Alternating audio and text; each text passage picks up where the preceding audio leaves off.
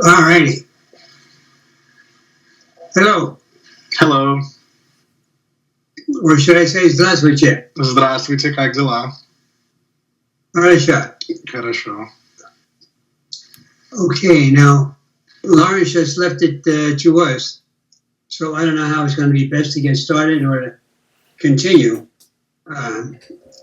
He thought of it more as a way of us to get to know one another a little bit. So maybe we can start if you could just give me a little bit of your background.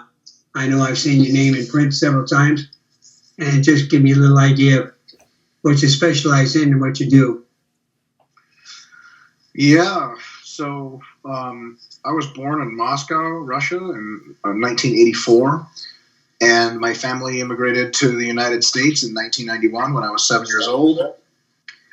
I did most of my schooling in the United States. I got an undergraduate degree in movement science from the University of Michigan. I studied under Jeff McBride and Travis Triplett at Appalachian State for a master's in strength and conditioning. Then I had some private industry work as a personal trainer in New York City. And then I did my PhD in sport physiology under Dr. Mike Stone and William A. Sands and Meg Stone. And that was at East Tennessee State University. I've since been a professor for 4 years. And then recently I stopped being a professor to continue work in private industry. So... All right. Yeah, my background is, I won't say similar, but I was born in the United States, but my parents were both Russian. So I kind of grew up with the language and started translating a lot of the Russian material. This is back in the 70s and 60s, 70s, and 80s, until the country broke up. But then I also have a PhD, and at that time it was physical education. There was no exercise science or anything at that time. I got my degree back in the early 1960s. So things were quite a bit different then. But anyway, to make a long story short, I taught in the area of biomechanics, kinesiology, and picked up quite a bit of information that way. And have been doing it ever since, and started working with athletes, applying some of the concepts from the Russians to the athletes, and as well as what I picked up on my own. And started my business back in '87, working with athletes, and been continuing since. Although now I'm basically retired, but I still keep my finger in the pie, and I still work with athletes here and there. Yeah, well, that's really cool. Your reputation precedes you. So, thank you. Yeah, you bet. Yeah, I've been in the game a long time. For sure. I'm sure you've seen a lot of fads come and go. Oh, yeah. Too many. Yeah, I remember, I'm sure you know who Dr. Mike Stone is. Sure. Remember, he told us in class that core training comes around every 10 years, and it's been doing that ever since he was a kid. And anytime anyone says it's new, it's not new. It's like it's eighth time that it's been coming around in the industry. So. I know. It's amazing how most of the youngsters today in the strength and conditioning field only know the latest things that have happened in the last 5 years or so. They know nothing of the history or what was learned many years ago. I kind of maintain the information that was coming out in the 1980s, and maybe to a good extent in the 70s, is superior to what we have coming out today. I'm really disappointed on the level of expertise and the information being disseminated. Why would you say it's better? What about it? Well, if we compare the information at that time with the information today, there's no difference. We're reinventing the wheel. We've been reinventing the wheel for the last 30, 40 years. I haven't seen any progress in terms of new advancements, new things happening. Strength, everybody glommed onto this concept of high intensity, And that's all everybody knows.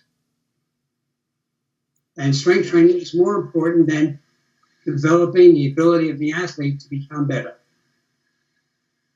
I see very few programs that say the athlete is number one. They may verbalize this, but then they do high-intensity strength training, where the numbers posted in terms of how much weight they're handling is more important than how they perform on the field. I'm exaggerating a little bit, maybe, but not much. But this is what I see, and this is why I say the information at that time. I could take a look at articles that I wrote back in the 80s and other people that wrote back in the 80s. And they're as good today as they were then. Yeah. They should be outdated. They should be old. There should be new things happening today. But there aren't. So that's where I'm coming from on that. Yeah. I think another example of that may be the recent rise in development of terminology and rise in popularity of what's called DUP, daily undulating periodization. And when I first caught wind of this, I was already a professor, and I got into several online discussions, you could call them. And people were trying to brand this as novel. And I said, in sports science, we call them intra-microcycle volume and intensity variations. And we've been doing them since the 70s, maybe earlier. So there's nothing new about having a microcycle have some structure in it that's asymmetrical. That's actually almost every good strength program or sport development program has that feature. And for some reason, that was sort of branded as new. And in another sort of something that Dr. Stone always harped on was the sort of comparison of DUP versus what's called linear periodization. Mm-hmm. Well, there's really no such thing as linear periodization. That's not a form of periodization. That's just using more loading. So, you can have elements of linearity over the microcycles, plural, but within each microcycle, you can have dedicated, more difficult workouts and easier workouts to promote recovery. So it's interesting when people, would ask me, what do you think of DUP? And I'm like, well, I don't think much of it at all. All of my thoughts on it have already been summarized 35 years ago. It's effective so long as it sticks to specificity, but it's crazy how things can seem new even though they've been talked about in other language a very long time ago. See, and that also leads me to believe that they're not practicing the principle of individuality. They get on a program, and you stay on this program for X amount of time, period. See, there's no deviation in relation to what the athlete's capable of doing, or maybe what he should be doing, or even changing something in midstream. Give him a different exercise for another one, or whatever it might be. See, we get too locked into time schedules. Well, we got to stay in this program for 6 weeks. Now we do this for 8 weeks. Now we do this for 10 weeks. And it doesn't work that way in real life. You have to go along. As long as the person is improving, you can stay on that program. This is what I've always maintained. Why go to another program if you're getting success, continual success, with this present program? Yeah, I think that's actually pretty well reflected, which is a good thing, in the recent rise, at least in discussion about the concept of autoregulation. That if you are recovering well and adapting well, probably good not to touch a whole lot of stuff. And if you are under-recovered, then it's probably time to take it easier for a bit. So there's definitely elements of that. I will say that there does seem to be, in the last 5 years especially, a bit more of a evidence-based community of training and coaching. And it's growing in size, and there are people who respect the scientific process of arriving at information a bit more than before. I mean, I remember in the 90s and in the early 2000s, you kind of had the nerds and a couple of Olympic strength and conditioning coaches that said one thing. Then you had a lot of other folks who said stuff that didn't make a whole lot of sense, and they didn't really talk to each other. And a lot of those people who didn't make much sense, unfortunately, trained a whole lot of athletes. And they would repeat mistakes with athletes that folks hadn't committed since the 70s because they're sort of willfully ignorant, kind of the bro culture, maybe something like that. And then eventually, there was kind of a slow renaissance, I guess, or maybe we're at the beginning of that, where folks are really kind of interested in science, and some of the stuff that is coming out in the literature makes a whole lot of sense, and people are having success with it. And a lot of it's not even novel work, it's just work to summarize kind of in a real world what to do in your own training. And it's not just, do this because I said so. It's backed with relatively good volumes of data. So I think there is maybe some bright light on the horizon for scientifically based sport training, but that evidence-based community might be 5% or less of the total training community. And most of it is, I think, just compiled of various promises of magical effects and the seeking out of various gurus. And I think you've worked with several folks in combat sport and track and field. And, there a lot of athletes, unfortunately, I guess it's not the athlete's job to really know the stuff, but athletes will go from a coach that's just very good, logical, well-educated, scientifically based, and the next coach they take is some guy who just yells a lot and lies all the time. And they're like, oh, this guy's great. And it's like, wow, I guess you don't really know anything about how to pick a coach. So it sometimes can be real sad when you see what kind of people athletes end up working with in real life. Oh, I know. Yeah, well, it's good to see that at least there appears to be a change taking place. And hopefully it'll continue. But I wish it would happen sooner rather than later. Because it's gone so long and have not really seen progress or very little progress. And even the scientific community, you take a look at most of the studies coming out of the universities today, and I kind of maintain they're not worth the paper they're written on. There are some good ones, but most of them are just trying to reinvent the wheel. They're not really contributing anything new to our body of knowledge. That's my problem. What do you think? So, what kind of research would you say is a good example of that reinvention of the wheel? All right, like in strength training, what's better, 2 sets or 3 sets? How many repetitions should I do? I mean, there are umpteen zillion studies on this. And what are the benefits of high intensity? Well, you find studies showing all kinds of benefits. But then you show the same thing with moderate intensity. See, we're not really coming up with something new. A study comes out and says high intensity is great for improving athletic performance. They conclude this erroneously. And everybody jumps on the bandwagon. Now we got to all do high intensity. What do you mean by high intensity? Well, where the strength training program is in the 85 to 100% bracket, where they're lifting weights in this range for a few repetitions. What do you think of Louise Simmons? I think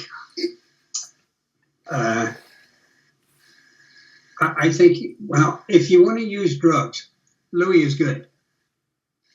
If you don't want to use drugs, Louis is not good. Yeah, I don't even know if I'd agree with the first statement. Well, I'm trying to be generous. We don't have to be generous unless you feel like it. Yeah, it's... because he's a big proponent of that style of training, that everything should be for very maximum efforts, 85% plus, even 90% plus most of the time, at least on the days on which you're specifically overloading strength qualities. And he's quite the fan of touting the various athletes he's helped, improve their running times or whatnot. Unfortunately, most of those stories start to fall apart a little bit after you dig deeper into them. Right. But I actually have a question for you. I don't know how much you're familiar with the West Side method and Louis' use of terminology. I suppose somewhat, yeah. Not 100%. Yeah, so it's interesting that what he did was he said that his system was based on the way Russians trained. Yeah. And I've studied a lot about what the Russians did. I have never seen anything resembling what they were doing. Funny enough, I'm sure you know who Boris Shaiko is. He said he learned how to use bands and chains from Louis. Now, how the hell does that work? If Russians supposedly invented accommodating resistance, how did he learn it from Louis? Well, because they really almost never used that kind of stuff, and they never trained super duper heavy. They actually used block periodization most of the time, and dedicated phases, developing various qualities. And it's not ironic that they invented block periodization, but it's just comical that Louis said that his methods come from the Russians because, in American culture, the Russians have this sort of allure of like this behind the Iron Curtain, strength secrets and all this stuff. But his method was a fine method for equipped powerlifting, but it had nothing whatsoever to do with the Russians at all. And I don't know, I kind of like your opinion on what you thought when he was saying, especially in the 90s, that this is Russian derived. Yeah, no, I've had a few arguments with him on that. And he would throw out his athletes. But look at the improvement that this guy got by doing. Look at the improvement. Yeah, but where are they now? Maybe he had improvement while he was in the gym. But after, in 6 months on the field, we see no improvement. Wow. No, I think you hit the nail on the head when you said it's great for powerlifters, but not for athletes.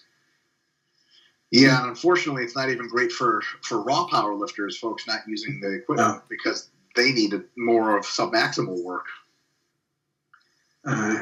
Yeah, but how should I put it, the common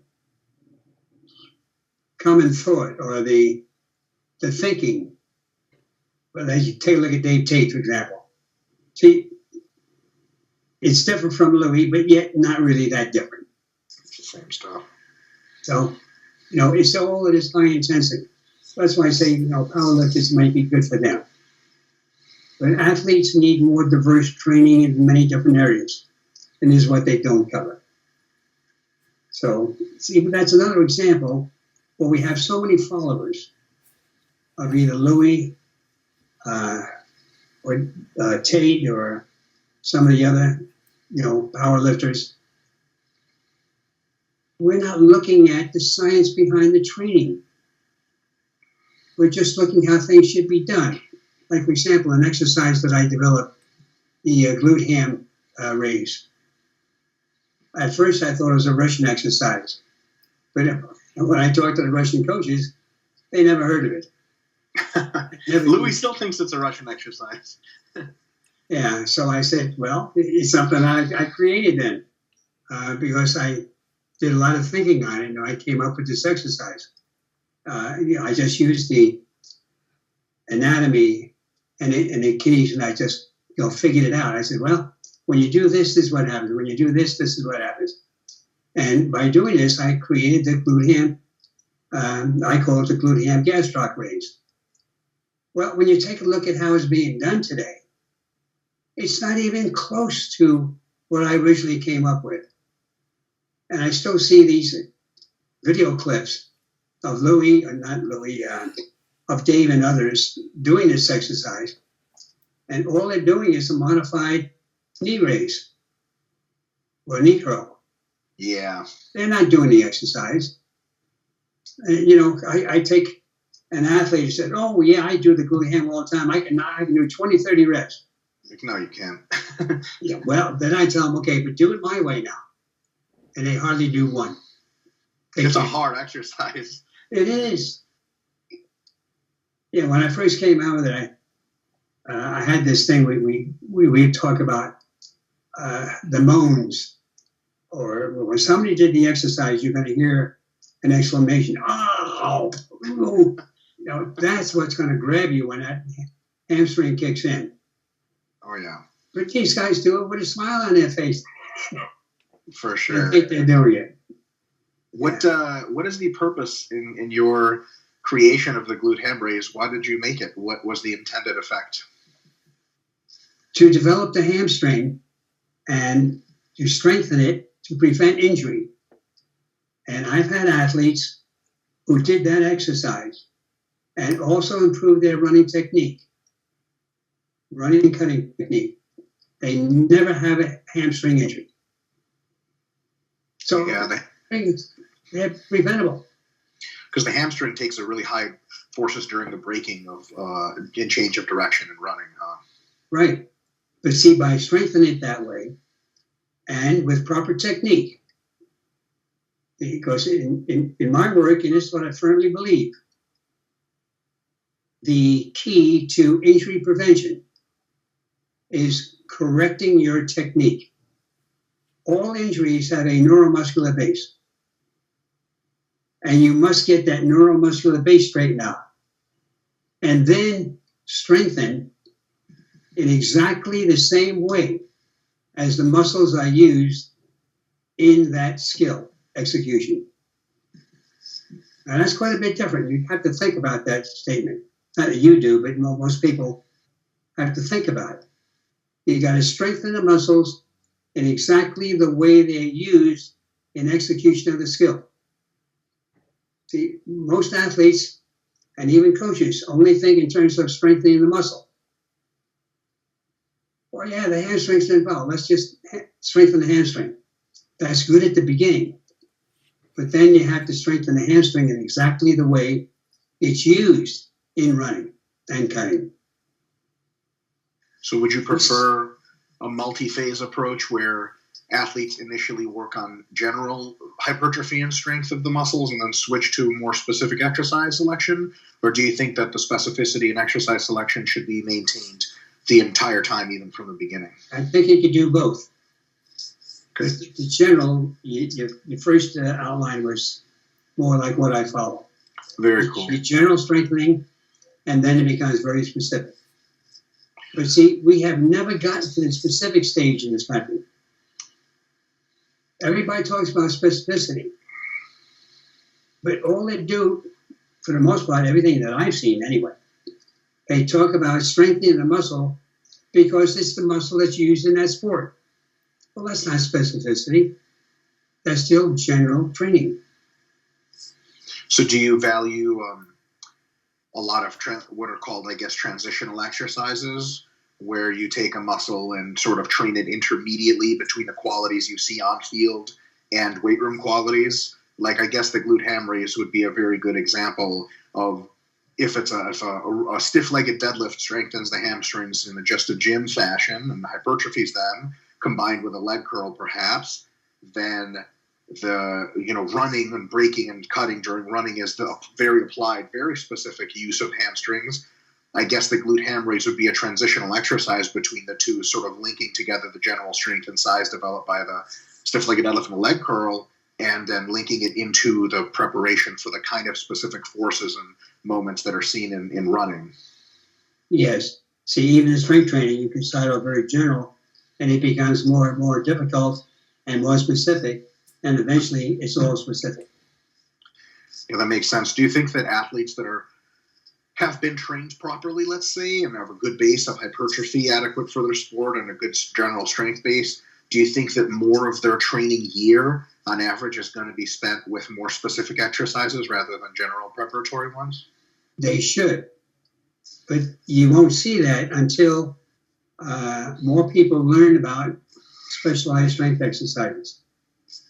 You know, what's interesting on that note is that I made a very big assumption that doesn't apply to very many, especially American athletes, is people will come to you and they'll say, well, I'm an advanced athlete. And you'll say, okay, well, let's take you through some exercises and find out. And come to figure out they have such a strength and hypertrophy deficit in the requisite muscle groups that you just start them with stiff-legged deadlifts and hamstring curls, so to speak. And they're like, but when do I graduate to the plyometrics and the fancy stuff? Well, you're too weak for the fancy stuff. I'm sorry, somebody told you were advanced. They lied to you, right? You got to build a base first, and then once you build a base, those more specific exercises are, in some sense, more effective, and in another sense, indispensable. But I think a lot of people fancy themselves advanced when they're really not very fancy. You know, a problem we ran into that in collegiate strength and conditioning is high school athletes. When you get, for example, throwers, you get throwers and they show up freshman year of college, and you go, okay, have you lifted weights before? And they're like, oh yeah. And then come to realize that their idea of what lifting weights was Right. highly insufficient, and it turns out there's several years you have to spend with them in just general size and strength development. Yeah, very true. But let me even expand on that point a little bit. And I found this out indirectly. I don't know if you're familiar with the program that I developed, the 1x20 RM strength training program, where you do 20 repetitions of every exercise. And this is for the base. This is what I use for the high school athlete. And you have both specialized exercises as well as mostly general. But the general exercises involve every single joint in the body, major joint, and you strengthen the muscles all around in all the interactions, or the muscles in every joint. And we found that this program is a great foundation for athletes. And it also improves athletic performance because you're developing coordination and greater skill.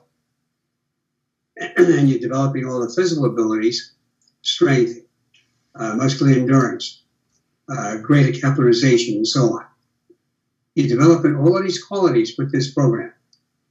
And it's more moderate intensity because you're only doing one set. Okay, but with this program, I aimed it mainly at the high school athlete or the beginning athlete.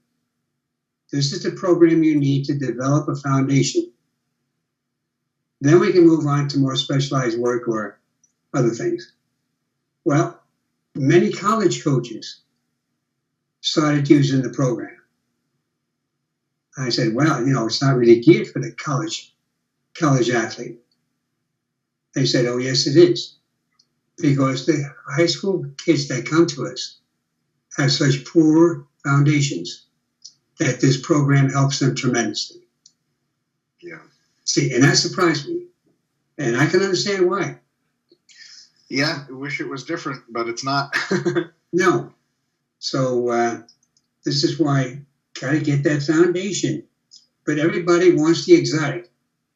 They don't want to work to develop that foundation. What do you think about when individuals at the high school or early collegiate level display a great interest in the programs of top performing professional athletes?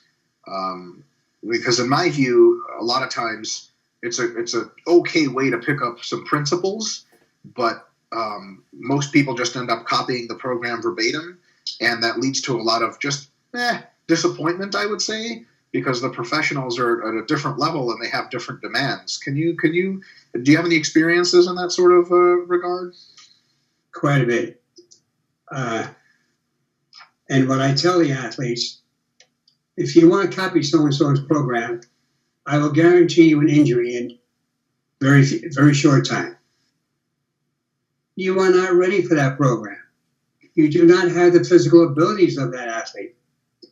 So how can you do the program that's suitable to him or her when you don't have the ability to do what they do? So, yeah, it's silly, but your typical magazines, they extol this. Oh, yes. You can work like Joe Blow. You can do this. Train like the world's best. Train like an Olympian. What's interesting is that, the Olympians didn't train like that very likely when they were developmental athletes, especially under something like the Russian system where there's a very well-defined sequence of phasic development. And then, if you want to, if you look at a very high-level weightlifter, for example, they're doing a lot of doubles and singles and triples and very heavy weights and oftentimes very light weights for speed development.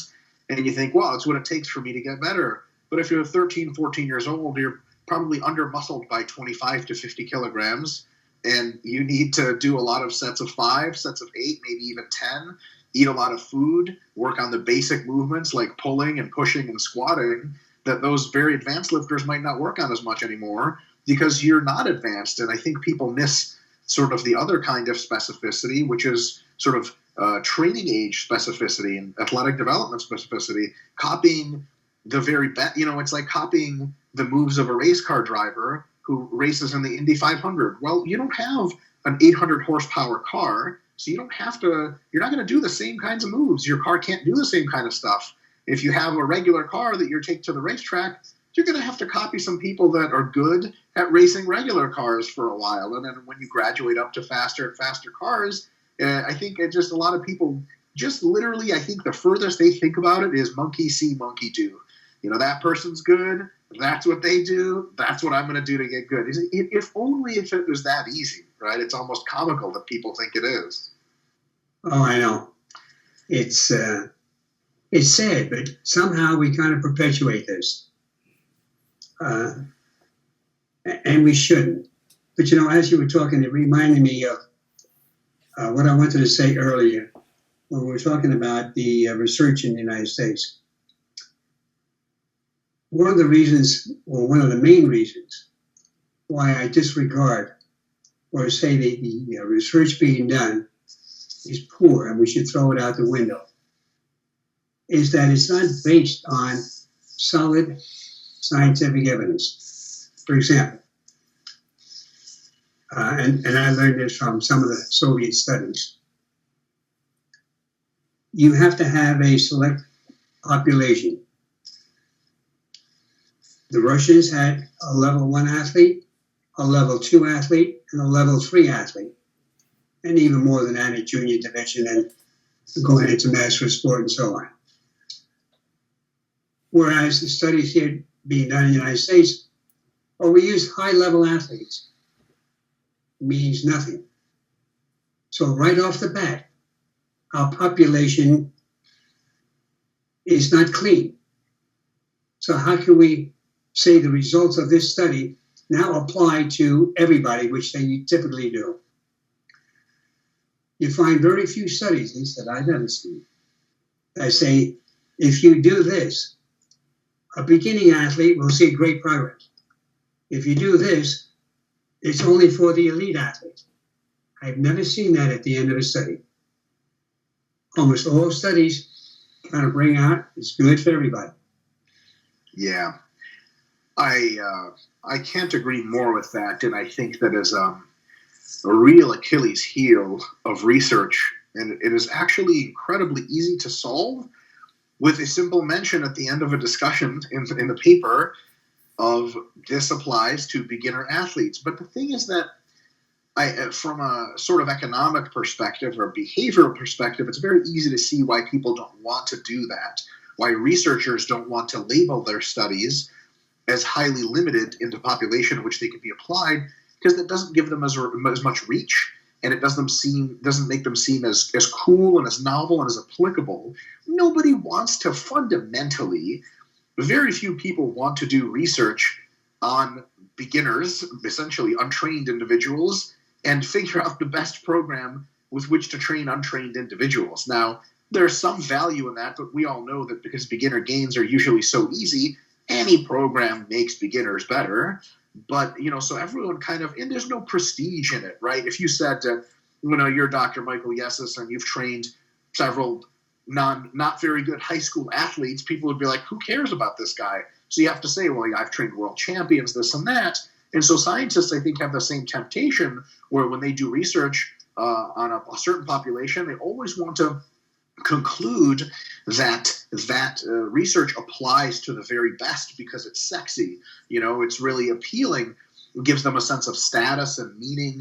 Now, they know better than that because they've taken scientific writing courses and these journals are refereed, so they can't say this should be applied to elite athletes because that's a very clear violation of external validity if the research is done on folks that are, untrained completely oftentimes, or what, you're familiar with the term recreationally trained, which means who the hell knows what they've been doing. So because they can't quite go out and say, well, this applies to elite athletes, they actually just choose a very interesting but unfortunate road. They just don't say anything about applicability. So they just put up a study and say, this is how we trained them, this is what happened, and they kind of don't say, oh, everyone should train like this, or no one should, or just these beginners should train like this. A lot of times they don't say anything at all, or like you said, they'll say, well, everyone should train like this. It would be real easy to catch them on an external validity error if they said the elite should train like this. But because they know they can't say that, they don't, and then people just kind of assume, sometimes they're told flat out that, well, this is research for everybody. And there's another fallacy there where they say, for example, if you study a very fundamental biological process, like for example, lactic acid formation or the Krebs cycle. I mean, this is identical in rats and dogs and humans, and certainly all humans, or nearly all of them, have the same thing. So you can study 100 undergraduates that are untrained in how the Krebs cycle operates, just the basic molecular cycling, and conclude about, well, pretty much all people, and you wouldn't be wrong.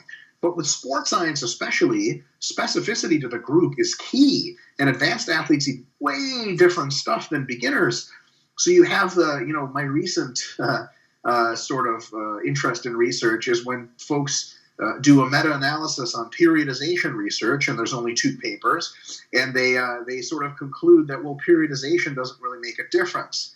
Well, yeah, on untrained undergraduates, it sure as hell doesn't. And when the study's 3 months long, there's not even long enough time to do anything. You can't even develop stable qualities. I mean, you get people to do sets of 5 jumps. They equally improve their aerobic endurance, hypertrophy, and strength the entire time. So what are you concluding? Nothing at all. You're basically concluding that, for people who have been training less than 6 months, just getting them to do something improves them. Well, that's neither controversial nor is it very useful, but it's become kind of a fad to use that, as you sort of intimated, in place of real research on real elite athletes. But the truth is, that stuff's hard to get. Elite athletes are hard to study. In the Soviet Union, they were more often studied, which is why a lot of that research is so fertile. But there are people doing work with higher level athletes now, and those papers are coming out. But, they're like a drop in the ocean compared to papers on recreationally trained undergraduates, which, again, most people don't know that you can't apply that to elite athletes. Yeah. And that's why, I think you agree with me, why most of the research is not worth the paper it's written on. Yeah. It's agreed. Yeah. I remember this one. Well, this study, I guess, has some value, but there's been a couple of studies that basically say that, if you have muscle damage present during training, then you don't have any hypertrophy, and that ideally you would have no muscle damage and you would get very good hypertrophy. Sounds a little suspect. The way they came to these conclusions is that they're training with relatively high volumes, people who have never trained before. Of course, the shock to the system is going to be so great that they're barely going to recover and barely being able to grow. And only after several weeks, when they adapt to the training more, are they going to start growing. But is it really logical to conclude that for higher level athletes, the goal should be no muscle damage at all during training? I don't know. I kind of think that you probably need to disrupt some homeostasis in order to get some kind of results. So it's just interesting that that conclusion is taken from completely untrained individuals and just reflected over onto the rest of the population, which is another interesting, I think maybe, and I'd like to get your opinion on this. Maybe it's one of the reasons why a lot of the practicing community doesn't trust science in the United States for strength and conditioning, because you get sort of these nerds that come out of these undergraduate programs that are a lot of these studies that you say aren't worth the paper they're printed on. They show up to a D1 collegiate setting and start telling the strength coach that he's training the sprinters wrong because the science says that periodization doesn't work, right? And then all of a sudden, the strength coach seems unscientific because he has a more nuanced perspective, and it turns out the undergraduate is the one that is mistaken. Have you ever seen that sort of situation play out in some respect? Yeah, but I guess you could say I haven't really kept up with all the research. I've kind of given up looking at the research, mainly because it's been so bad. Sure. See, and another gripe that I have in relation to the research,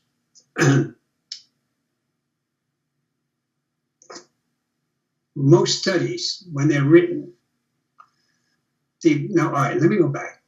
When I did my thesis, the very first thing my professors told me was go out and read everything you can in the field. Accumulate all the information that's available in the field. And my study was an area of strength. And that took me a while to look through all of the research that was done. Then I said, okay, now that you have all this information, what's lacking? What bit of information can you now produce that's going to improve or expand our level of knowledge? So it was a completely different concept. And I don't see that in practice today. Most often, the student will come to the professor and say, I want to do a study on so-and-so. Professor says, okay, great. Go ahead and do it. See, there's no rhyme or reason. I had one case in particular while I was still teaching. A girl came to me, wanted to do a study on plyometrics and how effective it is in strength training. I said, no, you can't do it. Plyometrics is not used for strength training. So it was forgotten. I said, rethink it, read more about it, and so on. 6 months later, I see a notice coming across my desk. She's up for, with a faculty questioned her prior to giving her thesis. In other words, she went to another professor who didn't know anything about it, did the study, and it was garbage right from the beginning. So I didn't have the heart to go back and say, throw her out of here. Yeah. I've seen a lot of that. It's interesting. A lot of people who do graduate school and want to publish studies have their sort of like question of interest, but too often they don't realize how ignorant of the vast wealth of literature on that subject they really are, and how often poorly phrased their question is. One of those, you said that there's an over-replication sometimes. If I see another study with creatine and soccer players, I swear to God, there must be 100,000 of these things. And they're like, creatine is effective yet again in another sport. Well, we already know how creatine's effective. We know why. We could have predicted all this. What is the point of researching it? But the fact of the matter is, it's an undergraduate or master's student. Creatine's really cheap. It's easy to get a muscle supplement company to sponsor your research. And you go, you give them stuff, you have them run around. Sometimes you give them fake creatine, they run around. Easiest study in the world. But that doesn't always mean it's going to be valuable. I actually think that the plyometric example you gave is hilarious. There's the first thing you said before you said that you threw out the study. That's what I was thinking is why would you study the effect of plyometric? It's like studying the effect of your long distance running on like muscle size development. Curious, but sort of a poor use of science research. And funny enough, if a person like that reads deeply into what's already been done, they can begin to ask really, really good questions, right? And actually develop research that's harder to do, but valuable. Unfortunately, a lot of research is just like you said. People just have this idea out of nowhere. And, a lot of publications, a lot of professors just want more publications. So they'll just get right into saying, yes, that's great. The grad student does the work. The professor looks it over. There's another publication and another way to get, promoted, tenure, et cetera. Interestingly enough, tenure in United States universities, a lot of it is just on straight up volume of publications. I've known a lot of researchers who just put out a lot of crap, but they put out stuff and, the promotion committee, they don't really know they don't read the studies. They may you've worked in academia a long time. They're the dean of the College of Health Sciences doesn't know the first thing about strength training or periodization. Right. As a matter of fact, so he's going to approve you if you have a whole lot of studies and grants. He doesn't know if you're doing crappy work. It's funny, my colleague, Dr. James Hoffman, and I is actually an expert on recovery. One of our bosses at a university once, a very, very prestigious American university, Division I and all that stuff, pulled us aside. I mean, he was our department chair in the, kinesiology department. He pulled us aside and he goes, what is sports science really? I mean, he didn't know what sports science was. He was the head of the department. It was one of the most baffling things we ever heard. Well, if that man is in charge of our tenure and promotion, you can imagine, Dr. Yessis, we could have published a variety of anything and gotten promoted. Right. Yeah, it's truly amazing. Yeah. But that's why we're not making progress. Yeah. Or progress where we should be making. No other field is kind of reinventing the wheel this way. You see major differences happening. But somehow we're stuck in the mud, doing the same thing over and over and over. Yeah, I think that maybe there needs to be an incentive structure in place. There was a very good incentive structure in place. And, I'm very much an anti-communist and anti-totalitarian, so I think all that stuff was terrible. But there was a very good incentive structure in place in the Soviet Union and the Eastern Bloc countries, whereby winning medals was a very laudable goal. It was very well compensated. It was very prestigious. And sports science was very well organized around the finality of winning medals, period. So you ended up asking all the right questions because everyone at every level of the process deeply cared about the end result, which was winning. But undergraduate or professors of exercise science in the United States, I mean, what is their end goal? They're not tied to a team that either wins or loses. They're not tied to a team at all. They're tied to, like we mentioned earlier, getting promotion and tenure on research volume.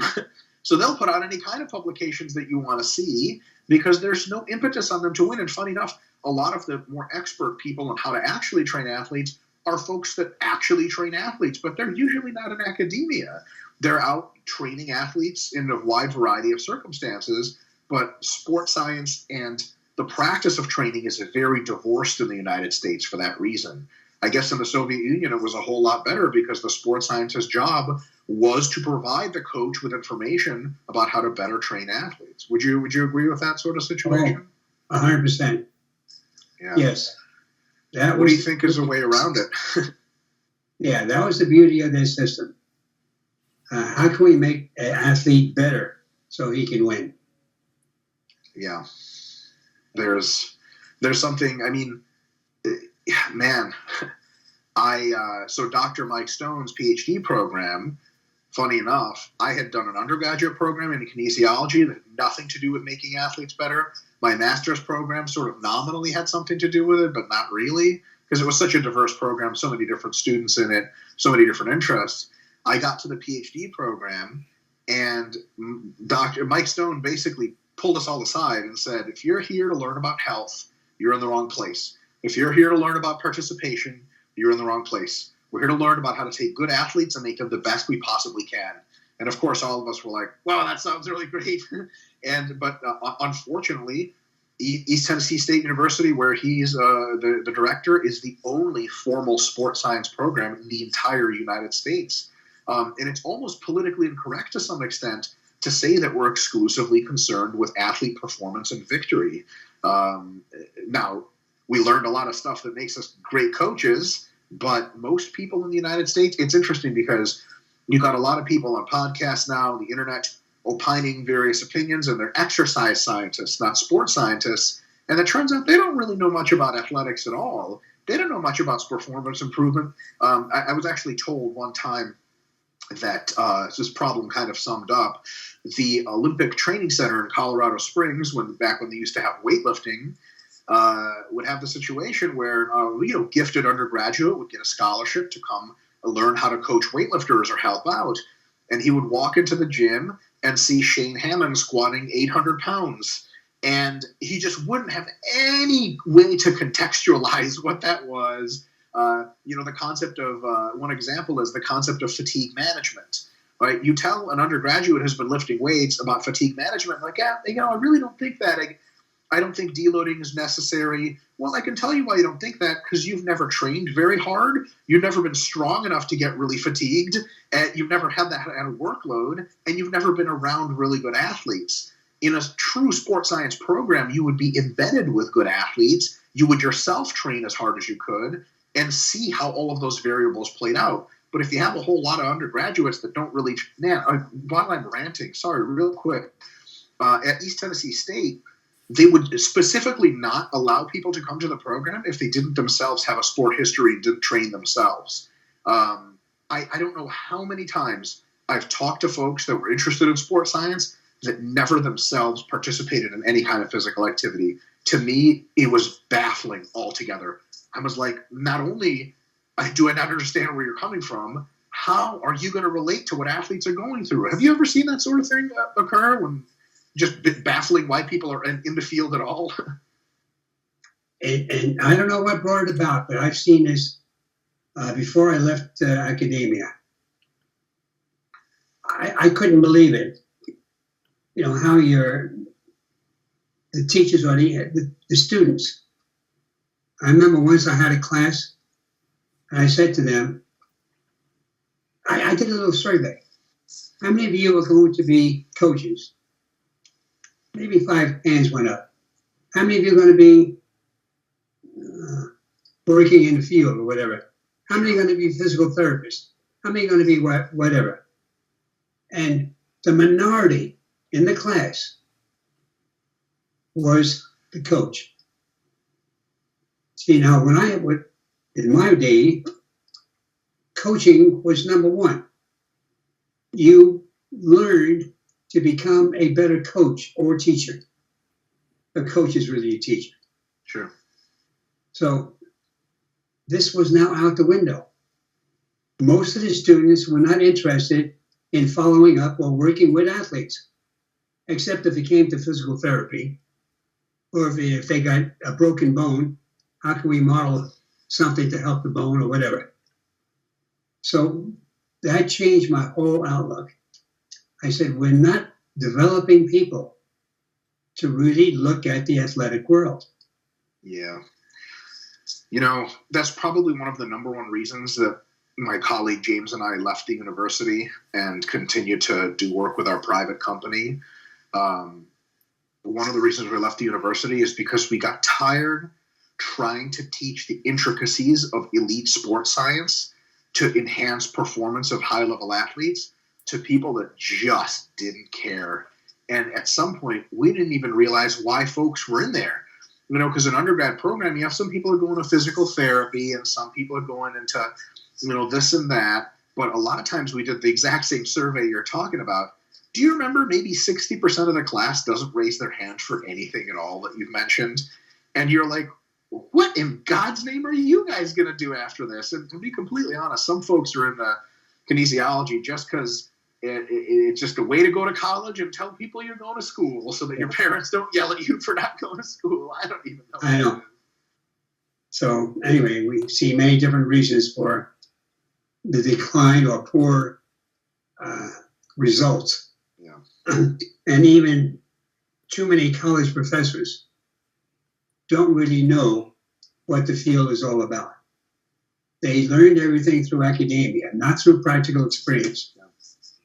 I know I gave a talk recently to a graduate program, and I gave all the latest things, went into specificity, skill development, what's involved in, the 1x20 program and so on. Well, when we got done, and I went for about 2 hours, a little over 2 hours. So I said, well, any questions? And I had some questions that were like on a beginning level.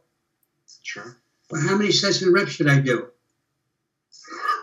It was like, weren't you listening to what I said? Anyway, make a long story short, a week or two later, someone was telling me, hey, you know what so-and-so was saying about you? Yeah, you're just all opinionated and don't know what you're talking about. And he didn't have the vaguest idea of what training an athlete was all about. Yeah. Yet I came out as the opinionated one who didn't know anything.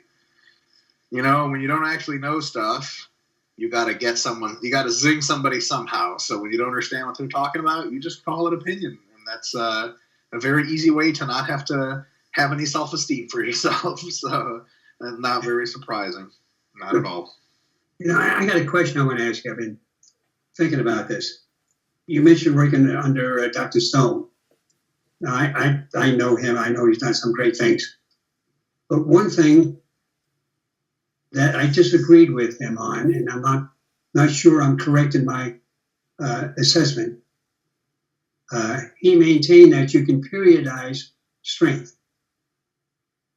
And I disagree with that concept. Did you study, or can you be more specific in what you sort of think he says about it, that in which part you disagree with? Well, I disagree that strength cannot be periodized. Strength is a physical quality. You can periodize training, but you can't periodize a physical quality. You can develop a physical quality, and there are different ways of developing that quality. So it's not periodization.